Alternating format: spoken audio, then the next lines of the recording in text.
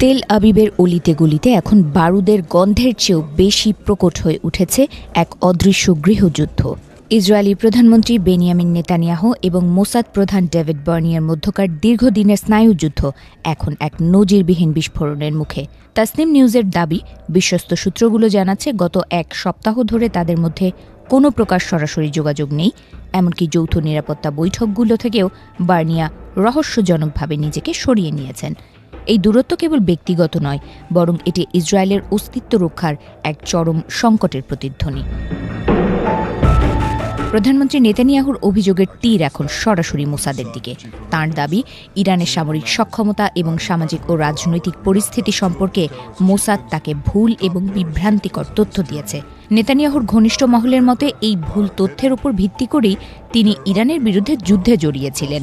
এখন যুদ্ধের ফলাফল অনিশ্চিত হয়ে পড়ায় তিনি বার্নিয়াকে কাঠগড়ায় দাঁড় করিয়ে বলছেন, মোসাদের অপেশাদারিত্বের কারণেই আজ ইসরায়েল এক চরম অস্তিত্ব সংকটের মুখে দাঁড়িয়ে।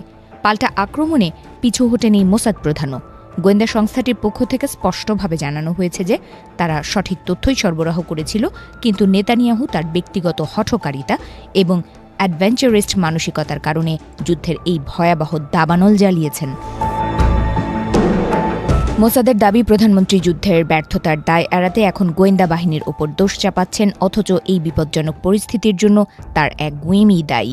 সবচেয়ে চাঞ্চল্যকর তথ্যটি হল পাল্টাপাল্টি গুপ্তচর বৃত্তির অভিযোগ। ইসরায়েলের শীর্ষ এই দুই ক্ষমতার কেন্দ্র এখন একে অপরকে ইরানি দালাল বা তথ্য পাচারকারী হিসেবে সন্দেহ করছে। স্পর্শকাতর সামরিক এবং নিরাপত্তা কেন্দ্রগুলো থেকে তথ্য কিভাবে তেহরানে পৌঁছাচ্ছে তা নিয়ে প্রধানমন্ত্রী দপ্তর এবং মোসাদের মধ্যে চলছে কাদা ছোড়াছড়ি। বিশ্বাসের দেয়ালে এমন ফাটল ইসরায়েলি ইতিহাসে আগে কখনো দেখা যায়নি। পুরনো ক্ষত নতুন করে জেগে উঠেছে এই দ্বন্দ্বে। 2025 সালের সেপ্টেম্বরে দোহার হামলার সেই ব্যর্থতার গ্লানি এখনও মুছে যায়নি। সেই সময় অভিযান শুরুর কয়েক মুহূর্ত আগেই তথ্য ফাঁস হয়ে যাওয়ায় পুরো অপারেশনটি পণ্ড হয়ে গিয়েছিল। আজ নেতানিয়াহু এবং বার্নিয়া সেই ঘটনার দায়ভার একে অপরের ওপর চাপিয়ে দিয়ে প্রমাণ করতে চাইছেন যে ভেতরের কেউ শত্রুর সঙ্গে হাত মিলিয়েছে।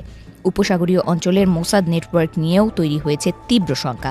বার্নিয়া আগেভাগেই সতর্ক করেছিলেন যে ইরানের সাথে পূর্ণমাত্রার যুদ্ধ শুরু হলে পারস্য উপসাগরীয় অঞ্চলে থাকা মোসাদের গোপন নেটওয়ার্কগুলো ধ্বংস হয়ে যেতে পারে।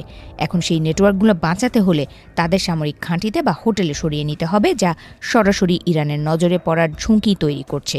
বার্নিয়ার মতে, নেতানিয়াহু নিজের রাজনৈতিক ফায়দার জন্য কয়েক দশকের কষ্টার্জিত গোয়েন্দা জালকে বলি দিচ্ছেন। এদিকে আন্তর্জাতিক মঞ্চে ইরানের ক্ষোভ এখন আগ্নেয়গিরির মতো জ্বলছে। জেনেভায় জাতিসংঘের মানবাধিকার পরিষদের জরুরি অধিবেশনে ইরানি পররাষ্ট্রমন্ত্রী আব্বাস আরাকচি ইসরায়েল ও আমেরিকার বিরুদ্ধে সন্ত্রাসবাদের অভিযোগ তুলে গর্জে উঠেছেন।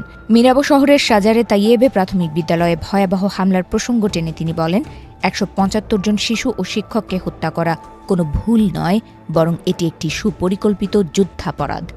আরাকচির কণ্ঠে ছিল চরম হুঁশিয়ারি। তিনি দাবি করেন, অত্যাধুনিক প্রযুক্তির দাবিদার আমেরিকা ও ইসরায়েল জানে তারা কোথায় আঘাত করছে।